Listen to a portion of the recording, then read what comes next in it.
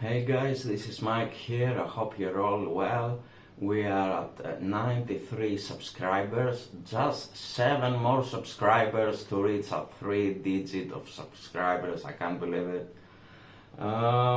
Okay, this is the second video that I'm doing with this electric train, and what I realized immediately is because I charge and discharge this thing, I always have to take the cables out, and it makes a lot more sense to solder these wires. So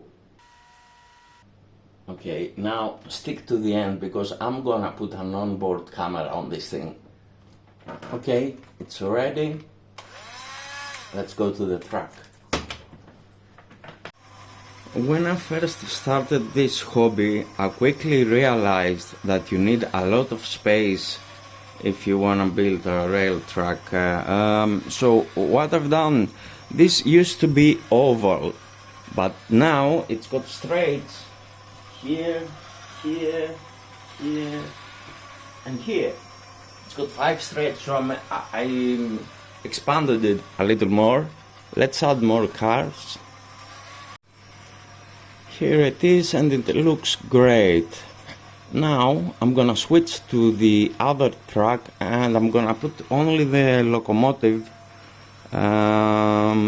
because the carriages get derailed because I haven't still put carpet under every track. I mean, the track was so long it had to go under my bed and come back. You can see it right there. Okay, let's test this. Okay, here you can see my second track, and I try to use as many pieces as possible, and it actually goes to the other side of the bed and then it comes back, and it still has to do